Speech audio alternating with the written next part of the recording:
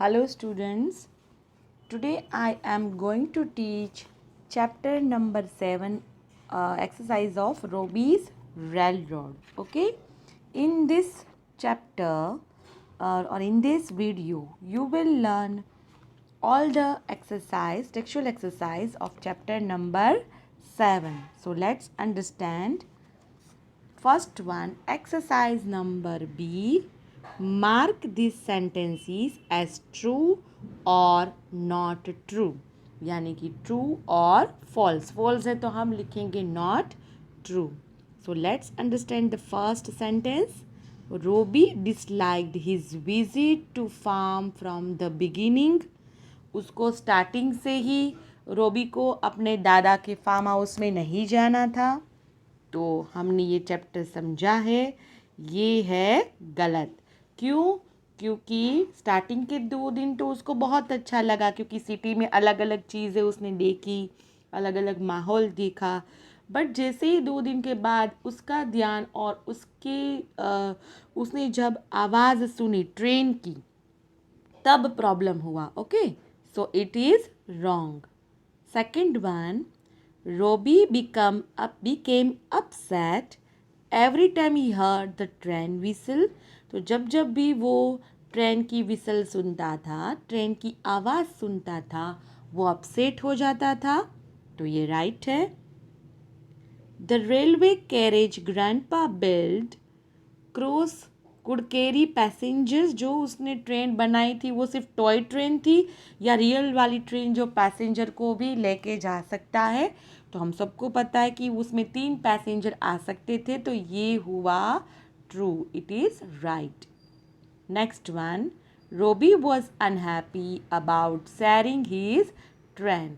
तो रोबी है वो was unhappy about sharing his train, यानी कि उसको अपने जो नेबर्स में जो छोटे छोटे बच्चे रहते थे उसकी वजह से उसको ट्रेन में बिठाना पसंद नहीं था. तो ये गलत थे. वो खुद भी बैठा उसने और बारी बारी सबको बैठने का चांस दिया. So Robbie was unhappy about sharing his train. No, it's not true, यानी it is false. Next one, Robbie thought his grandpa had given him the best gift.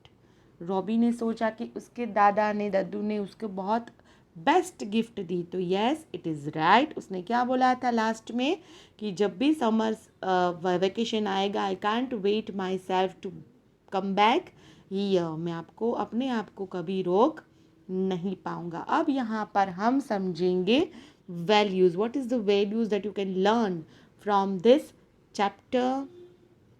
In the story, we meet Robbie and his family. When Grandpa sees that Robbie is unhappy, he decides to make him feel better. How do you think Robbie felt when he saw that Grandpa was building him on his railroad? What does he say to him? So it is important to treat our family members with great love and respect. Our family will support us and love us always. ये chapter में हमने क्या देखा कि grandpa है वो अपने बच्चों के बारे में यानी अपने पोते के बारे में वरीड है कि इधर आने से वो खुश नहीं है. तो उसने वो चीज़ बनाई, ये चीज़ अच्छी है. ऊपर से रॉबी ने भी अपने दादा को थैंक यू बोला. तो यही बोलते हैं एक फैमिली बॉन्डिंग. और फैमिली मेम्बर्स में एक दूसरों के साथ लव करना, उसकी रिस्पेक्ट करना, उसकी केयर करना, ये चैप्टर में से हमें सीखने को मिलता है. अब हम मूव करेंगे ग्रामर पार्ट के ऊपर. Read this sentences. Robbie watches the trains outside his window. They walk to school every day. ये जो 2 सेंटेंस है, we know that subjects and verbs must agree with one another in number. If a subject is singular, its verb must also be singular. If a subject is plural, it is must also be a plural. The rule of subject verb agreement also applies to the use of do does verb in a sentence.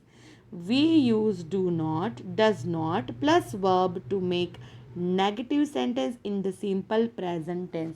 पहले तो मैं आपको बच्चों बताऊं कि जैसे कि हमने ग्रामर पार्ट में सीखा था am is are, was were, have has had, even do does. ये डू डज डिड भी, यहाँ पर डिड नहीं दिया है, सिर्फ डू डज ही दिया है, बट डू डज डिड का हम कहाँ पर यूज़ करेंगे? जब भी हमें कोई सेंटेंस को या तो नेगेटिव बनाना है या तो उसका क्वेश्चन बनाना है। तो इधर हम समझेंगे how to make the sentence in a negative form. यहाँ पर देखो जैसे कि एग्जाम्पल दिया है, और डू और डज नॉट कैसे आएगा, तो मैं आपको पहले हम ये बताऊँ। आई है उसके साथ डू, अगर वो अफर्मेटिव है, नेगेटिव है तो I don't, he does, she does, it does, और अगर डजंट है he doesn't, she doesn't, it doesn't, you do, they do, और वी डू नहीं दिया, यहाँ पर वी भी होना चाहिए, यू डोंट और दे डोंट। और एक और ख़ास चीज़ आपको ध्यान रखनी पड़ेगी, जब भी हम डू डज या डिड का यूज़ करते हैं बच्चों, please remember this rule, it is very very important. When you help this do does did or when you use it in the sentence, one thing is very important, so please keep in mind, हम do does did के बाद जो भी verb लिखेंगे वो main verb होगा, यानी कि इन्फिनिटिव वर्ब होगा। अब आपको समझ में नहीं आ रहा है भाई इन्फिनिटिव वर्ब क्या है, तो मैं आपको इजी या सिंपल लैंग्वेज में बताऊँ बच्चों। जब भी हम डू डज डिड का यूज़ करते हैं और उसके बाजू में वर्ब आएगा, मेन वर्ब यानी कि एक्शन वर्ब, तो वो एक्शन वर्ब में ना तो एस लगेगा, ना तो ई एस लगेगा, ना तो ईडी लगेगा, ना तो आईएनजी लगेगा। उसके बाजू में ही सी इट भले हो तो भी हम उसके साथ एस ई एस कुछ भी लगाएंगे नहीं। जैसे कि यहाँ पर मैं आपको बताऊँ, grandpa does not want Robbie to be sad, तो डज नॉट यहाँ पर ग्रैंडपा माने ही हुआ तो ही के साथ हम वॉन्ट्स लिखते हैं ना, बट इधर हमने यूज़ किया डज, तो वॉन्ट्स नहीं आएगा, सिर्फ want. Okay, next sentence, Karan does not like to read. अब यहाँ पर देखो बच्चों, करण है, उसके साथ यहाँ पर आप देख सकते हो लाइक में लाइक्स नहीं आया, लाइक ही आया। Karan does not like to read.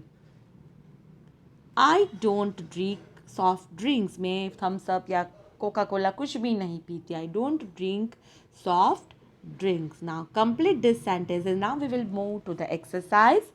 Same है तो सेम के साथ क्या आएगा, सेम माने ही, तो ही के साथ does not. He does not watch films, he likes to play the piano.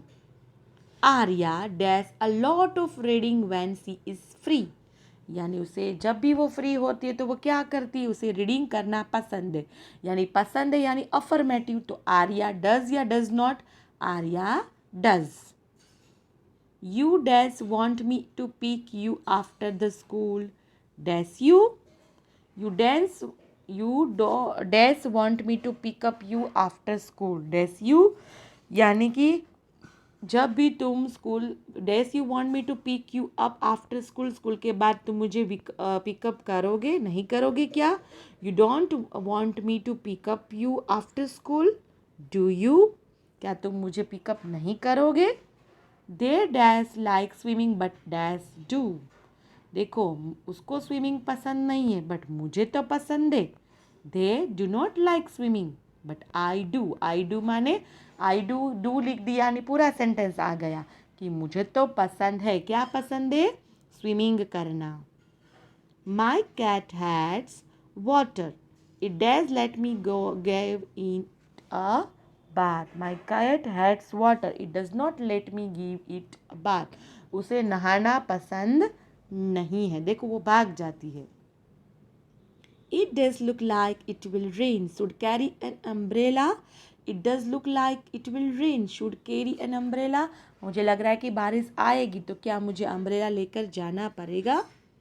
यहाँ पर देखो दो वर्ड्स बनकर मिक्स होकर एक वर्ड बना, जैसे rail plus rod, rail road बना, तो ऐसे ही मस्त एक्सरसाइज है। यहाँ पर joint two words to make one compound word, compound माने जब दो वर्ड्स को मिलकर या 3 वर्ड्स को बनाकर हम बने आए तो उसे बोलते कंपाउंड वर्ड्स। देखो बच्चों, यहाँ पर ABCDE इधर दिया है और इधर 1 2 3 4 5 दिया है, तो इधर क्या दिया है B3 + D1, तो B3, तो इधर क्या आया क्लास, तो हमें इधर लिखना है क्लास। अब प्लस D1, तो D1 माने D और उसका उसी साइज में 1, तो क्लास रूम। अब पता चला कैसे लिखना है। It is very interesting exercise. अब है D5 + A5, तो D कौन से में है D5 और A5, तो D में 5, तो ये हुआ ब्रेक। अब A5, तो A में इधर 5 क्या है फास्ट, ये वाला, तो ब्रेक फास्ट क्या हुआ ब्रेकफास्ट। अब है E2 + B5, तो E कौन सी जगह पर है E, अब उसमें 2 यानी आफ्टर, और F5 सॉरी क्या दिया है इधर B5 है, E2 और B5, तो आफ्टर के बाद इधर B5 में क्या दिया है बच्चों, इधर मैं आपको बता रही हूँ आफ्टर नून। अंडरस्टैंड। नेक्स्ट वन है C2 + B4, तो C2 में इधर क्या है फुट और B4 में क्या है इधर बॉल, तो फुटबॉल, तो हमें मिक्स करके इधर उसके सामने लिखना है। अब है B1 + F2, तो B इधर आप B में 1 में क्या है ओवर और F2 तो ओवर, ये क्या हुआ टेक, ओवर टेक, तो ओवरटेक उसके सामने लिखना है। ओके।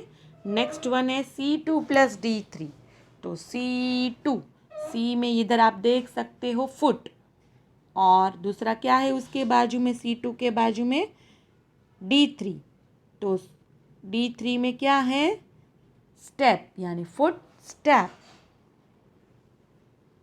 अब है C1 F5, तो C1 में C में सन और F5 में सन फ्लावर, वो दोनों को ज्वाइन करके आपको एक वर्ड बनाना है। अब है A4 + F4, A4 यहाँ पर आप देख सकते हो की और F में 4 क्या है हॉल, सो की हॉल वो लगाकर, फिर A3 + D4, सो A3 + D4, तो A में 3 नंबर क्या है बर्थ और D4 तो डे बर्थडे।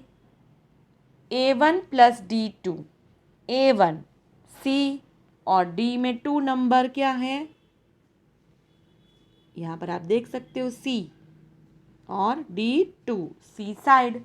तो ऐसे ही हमें क्या बनाना है इसका ऐसे ढूंढ कर हमें कंपाउंड वर्ड्स बनाना है, जैसे classroom, breakfast, afternoon, football, overtake, footstep, sunflower, keyhole, birthday and last में है seaside. Can you make any more compound word, तो आप अगर आपको और कंपाउंड वर्ड आते हैं तो आप अपने आप से बना सकते हैं। अब बात आ रही है डिक्शनरी की।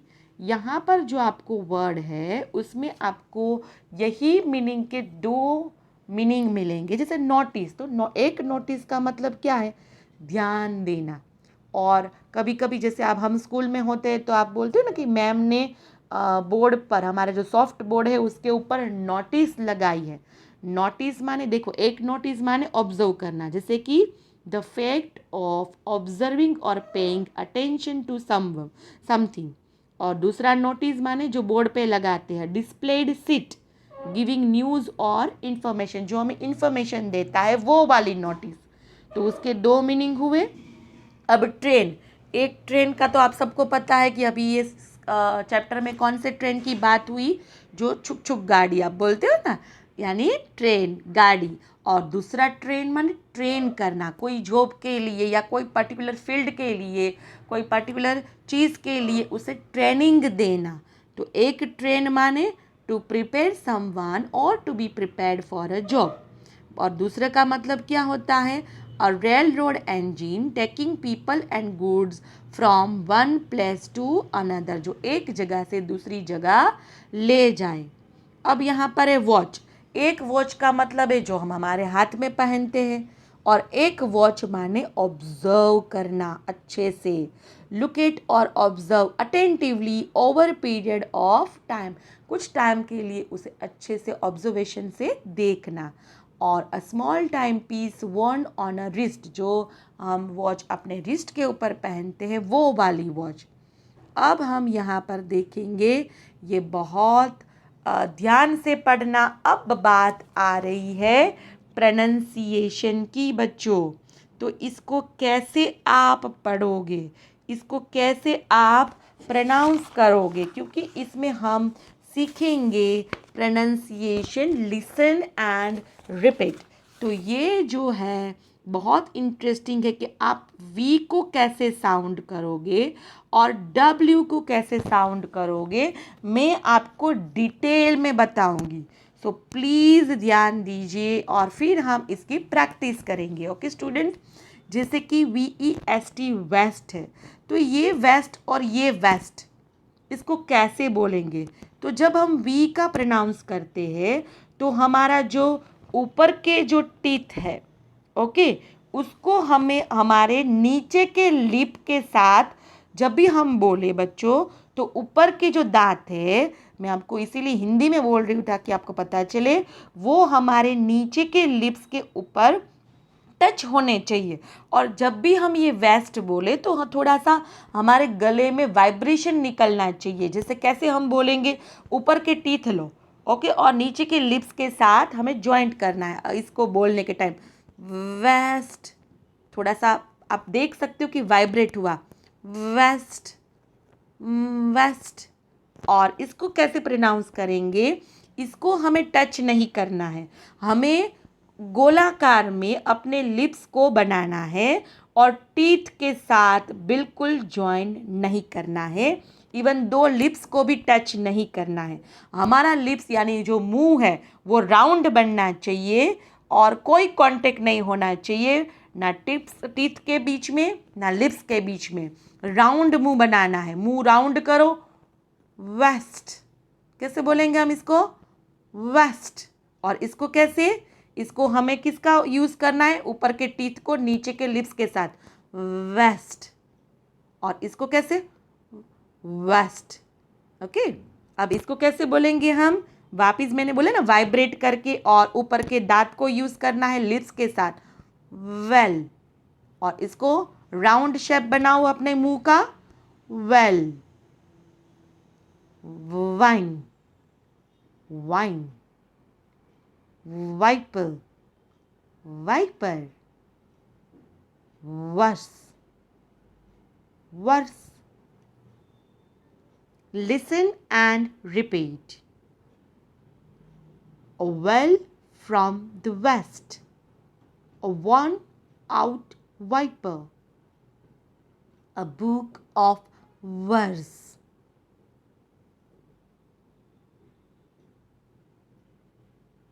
A well and west, a viper on a vine, a lot verse. Understand, यानी कि कैसे करना है बच्चों, जब हम वी का यूज़ करते हैं हमें अपने ऊपर के जो दांत है उसको लिप्स के साथ टकरा के थोड़ा वाइब्रेट करके बोलना है। और डब्ल्यू का जब हम यूज़ करें हमें राउंड लिप्स बनानी है और नीचे टीथ या कोई कांटेक्ट नहीं होना चाहिए दो लिप्स के बीच में और ना दो ऊपर के या नीचे के टीथ के बीच में। अब हम ये समझ रहे हैं इसके मीनिंग। कलेक्टेड, कलेक्टेड का मतलब है गैदर्ड टुगेदर यानी इकट्ठा करना। Our class collected story books to give to the school library. Similar word gathered माने इकट्ठा करना। Favourite, something you like more than anything else. For example, James and the giant peach is my favourite book. उसका similar word क्या है, precious और dear. Interesting, यहाँ पर interesting माने एज एन एडजेक्टिव यूज हुआ है। Holding your attention, our class teacher tells us interesting stories. Similar word उसका है attractive. Visit, go or to stay at another place. Madhu has gone to visit her friend ल था। उसका similar words है stay और call on. अब यहाँ पर देख सकते हैं the Indian railway is one of the world largest railway networks. Train in India stop at nearly 7,500 stations. Here are some interesting fact about our railway station. देखो बच्चों, हमारा जो रेलवे है वो दुनिया का सबसे लार्जेस्ट रेलवे नेटवर्क्स है। The longest train journey you can go on last 82.5 hours from the Kanyakumari to Dibrugarh तक। कन्याकुमारी सबसे लॉन्गेस्ट जर्नी ऑफ ट्रेन देखो बच्चों, जिसको तय करने में हमें 42 से भी और उससे भी आधा घंटे लगता है। कहाँ पर? कन्याकुमारी से डिब्रूगढ़ जाने पर। The Navapur station is located in 2 states, Gujarat and Maharashtra, यानी गुजरात और महाराष्ट्र के बीच में है। कौन सा station? Navapur. The Gorakhpur station in Uttar Pradesh has the longest railway platform in the world. हमारा जो गोरखपुर का स्टेशन है, जो कहाँ पर लोकेटेड है? उत्तर प्रदेश में। वो सबसे दुनिया में सबसे लंबा प्लेटफॉर्म है। ये आपकी जानकारी के लिए। This all are the amazing fact. Shri Venkatanarasimha Rajuvaripeta is the station with the longest name. IB is the station with the shortest name. उसका शॉर्टेस्ट नेम है IB और उसका बड़ा नेम आपको देखा ना, मुझे भी टाइम लगा है ना, Venkatanarasimha Rajuvaripeta. Venkatanarasimha Rajuvaripeta is the station with the longest names. इसका सबसे बड़ा नाम है और सबसे छोटा नाम है IB is the station with the shortest name. जो सबसे शॉर्ट नेम कौन सा है? IB station. ओके, तो ये हमारी हुई इंडिया की fact. Now I hope you understand the textual exercise. अब हम नेक्स्ट सेशन में पढ़ेंगे हमारी जो आपको नोटबुक में उतारना है word meanings, question answers. Okay students, till then bye bye.